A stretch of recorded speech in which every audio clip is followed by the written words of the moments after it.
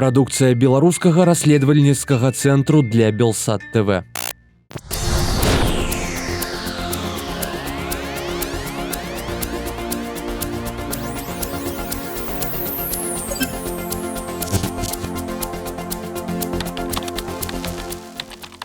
Санкцыі Беларусі супраць захаду. Што гэта такое, як гэта будзе працаваць, чые гаманцы пацярпяць ад гэтага, а чые, наадварот, будуць папаўняцца. В эфіры перадача «Экономика с Чалом». З вами уласна Сергей Чалы и Станислав Ивашкевич. Витаем. Добрый день.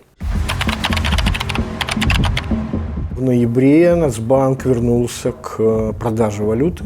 Она не про то, что вводятся ответные санкции на европейский потребительский импорт. Это про механизм распределения квот для импорта вот этих самых европейских товаров. Кому война, а кому мать родна. Будет создан какой-нибудь спец, бел, внеш, фрукта-импорт. Вот, несложно понять, почему именно на А1 взялся Урад. Власти сами рассчитывают, что это будет на годы. І так, на пачатку фронтавыя зводкі ўрад нарэшце прыняў план таго, як мы будзем жыць у наступным годзе і далей у агляднай будучыні. І паводле плана ўраду, в принципе, жыць будзем чым далей, тым лепш. Да, там, в общем, все ожидаемые параметры, про которых мы уже говорили, 2,9% рост ВВП на следующий год, чуть больше рост инвестиций в основной капитал 3,3%. Но что самое интересное, это даже не вот эти вот заголовочные вещи. Гораздо интереснее маленький такой, но риторический нюанс. А именно, вот в программе этой, утвержденной указом, правительству поручено в двухмесячный срок утвердить целевой план, во исполнении этой программы социально-экономического развития, обеспечивающий полную мобилизацию ресурсов экономики для достижения поставленных 6-м Всебелорусским собранием целей. Дело в том, что 3 числа, буквально совсем недавно, на большом совещании Лукашенко, которое было посвящено как раз рассмотрению этих параметров и его утверждению, там напрямую рассматривался вопрос, предложенный правительством для обсуждения.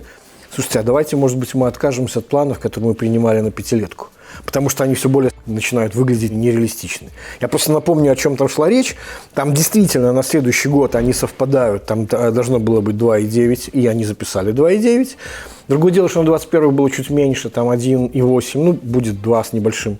А дальше начинается, экспоненциальный рост. Там, в планах? Да, 3,8, 5,4 и 6% на 25 год. Калі апошні раз беларуская экономика росла на 6 до 10-го года? Ой, да, это очень давно уже было. До речі, вони планують усе це павялічваць за кошт того, што далей будзе павялічвацца экспорт. Да. Уже нават па-над экспартным сёлетным цудам, а яшчэ больш у наступным годзе за кошт чаго? Так вот, эти планы, на самом деле, роста экспорта на 6% на следующий год, они, видимо, и самим правительством оцениваются как очень напряженные, а я уже объяснял, почему на экспорте вообще держится как на вешалке вообще весь прогноз на следующий год. То есть, если он не получается таким, то фактически разваливаются там все параметры. То есть, это такое пожелание, без которого просто совсем будет плохо. Так вот, для того, чтобы этот экспорт такими темпами развивался, планируется в бюджете усилить поддержку экспорта за счет бюджетных средств на 21% к этому году. И планируется усилить, из того, если смотреть, где большой рост расходов, это финансирование закупки техники у отдельных отечественных производителей на 30%. То бишь, вот таким вот удивительным образом при всех разговорах о том, как у нас прекрасно работает экономика, происходит возврат фактически к старым практикам, две стороны одной медали: импортозамещение и стимулирование экспорта. Атрымліваецца, вот эти все суперамбітныя паказнікі валавыя, што павялічыць там вытворчасць экспорт в 1,5 раза, нагадваюць тое, што было до 2010 года, калі пастаянна гучала такая рыторыка, але ў выніку все это вылівалася кожныя некалькі гадоў у инфляцию и в обвал рубля. А этим разом?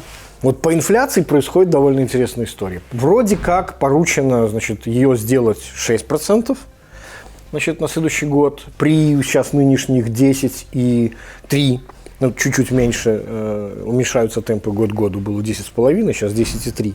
Да, но буквально недавно, то есть вот выступал премьер Головченко и говорил, что за 23 дня ноября у нас инфляция составила 0,2%. Ну, то бишь, это почти уже весь месяц. Значит, и говорит, этот месяц, может быть, будет, ну, там, последняя неделя, по сути, остается 0,3. Вместо этого мы видим, что данные Белстата 0,5% рост цен на товары и услуги в ноябре. То есть получается, что вместо замедления инфляции мы за последнюю неделю увидели только ее ускорение. Иначе как бы эти вот 0,5 были получены. То бишь, ну, пока это никак не вяжется с риторикой о том, что она на самом деле под контролем, и она на самом деле замедляется. Добре, так а что с рублем? Про курсовую политику мы говорили, основных направлениях денежно-кредитной политики допускаются интервенции, и золотовалютные резервы на конец следующего года не менее 7 миллиардов долларов. При том, что сейчас они там 8 почти с половиной миллиардов долларов.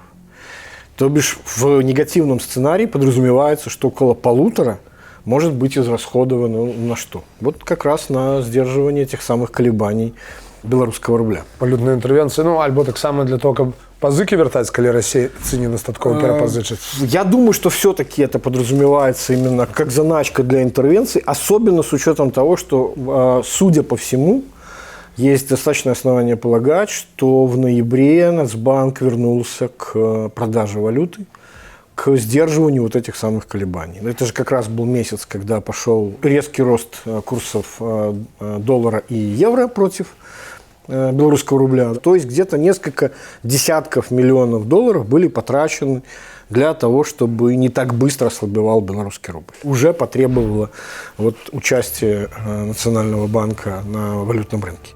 До этого он предыдущие месяцы, он, как мы знаем, все время писал о том, что он был покупателем валюты с валютного рынка. Значит, сейчас он был нетто-продавцом. При этом надо иметь в виду, что 2021 год, он относительно благоприятен с точки зрения погашения внешних заимствований. В 2022 и 2023, значит, эти цифры, соответственно, растут, то есть 3,3 где-то примерно миллиарда долларов, значит, это на следующий год, и 4 миллиарда долларов в 2023 год. Принимаются сразу несколько попыток заместить вот эти вот расходы бюджета, которые потребуются на финансирование платежей по внешнему долгу.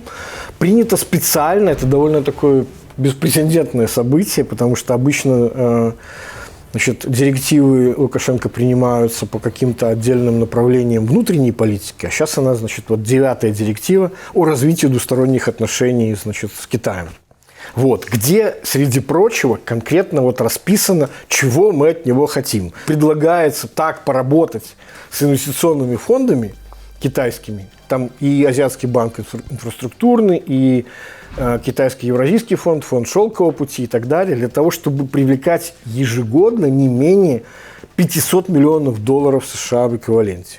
В течение 22-25 года, то есть вот до конца пятилетки. Это при том, что сёлета за 9 месяцев притягнули каля 30 миллионов. Да. А теперь что у 15 у 20 При этом это в инвестиционные проекты. И еще заемных ресурсов для рефинансирования госдолга, значит, ежегодно не менее 300 миллионов долларов. Ну, то бишь, это уже не инвестиционные проекты, это попросту берем у Китая займы для того, чтобы рассчитываться с Китаем. И тут на гэтым усім фоне Александр Лукашенко, як жартуюць в интернете, долучился до санкций Захода супраць афіцыйнага Менску.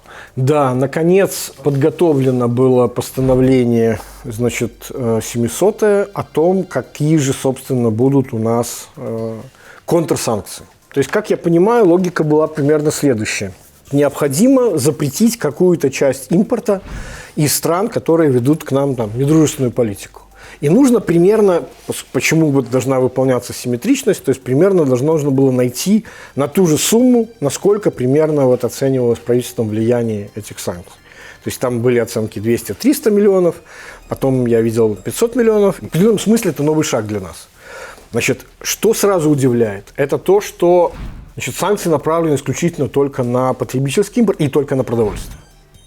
То есть ничего не задействовано, никаких ни промежуточных товаров, ни промышленных товаров, ничего, только потребительский импорт. Попытались, видимо, как я понимаю, смотря на дизайн санкций, вот этих ответных санкций России против европейских стран, кстати, тоже только европейских стран, там нет ответа на американские санкции. В данном в этом постановлении это ответ только на европейцев. Значит, постарались набрать товарных позиций, которые бы собрали примерно вот эту величину. При этом, как говорит сам Колтович из Министерства антимонопольного регулирования торговли. Там есть 3 позиции. То есть логика примерно такая же. Значит, давайте мы позапрещаем то, что мы можем легко производить сами. Значит, видимо, не получилось этого целиком. Поэтому там вводится, и вот это, пожалуй, самая интересная его часть, специфический такой момент, когда в этом режиме санкций существуют специальные дыры, которые прописаны отдельной частью вот этого постановления, значит, которые называются вот этим выделением специальных квот на отдельные виды товаров. Определять их будет совместно и Минсельхозпрод, и Министерство антимонопольного регулирования торговли. Для чего? Там разные цели предусматриваются. То есть, с одной стороны, чтобы не допустить дефицита на внутреннем рынке. С другой стороны, значит, это квоты на ввоз товаров для переработки. Для переработки для внутреннего рынка и для переработки для реэкспорта. Сам министр Колтович оценивал, как он говорит, за 9 месяцев Беларусь импортировала больше, чем на 2 миллиарда продовольствия, порядка четверти товара вот в этом перечне. Ну, то есть вот как раз 500 миллионов. 500 миллионов – это же примерно оценка и самого Головченко, премьера, относительно того, насколько они сумели набрать. Позиции, которые затрагивают наиболее важные интересы – импорт алкоголя, импорт рыбы, значит, тоже остались не под санкциями. Рыба – это важное такое исключение, значит, из режима санкций. Ее отсутствие отличает этот режим санкций от российских санкций. Так что, значит, зникне хамон и все эти речи, импортные товары? Зависит от того, как будут выделяться эти квоты. Если смотреть текст этого постановления, то 3-я его часть, механизм выделения квот, механизм отзыва квот, механизм перераспределения квот, короче, вот эта часть занимает больше места в тексте, чем вот содержание и, значит, самого постановления, как этот механизм будет работать и как какие товарные позиции туда включены. Она не про то, что вводятся ответные санкции на, значит, европейский потребительский импорт. Это про механизм распределения, на самом деле, квот для импорта вот этих самых европейских товаров. Короче, по великим рахунку компенсовать кошелькам Лукашенки те доходы, которые стратить у вынику санкций супраць іх и секторальных санкций. Скорее всего, это под шумок этих санкций в действительности запланирован передел рынка, на самом деле, вот, импортной продукции. То есть я, значит, могу сослаться на мнение Валентина Соколовского, который работал раньше в Нильсон, аналитиком как раз по рознице. Найбольш вядомы ў свеце даследчык рынкаў. Наверное, да.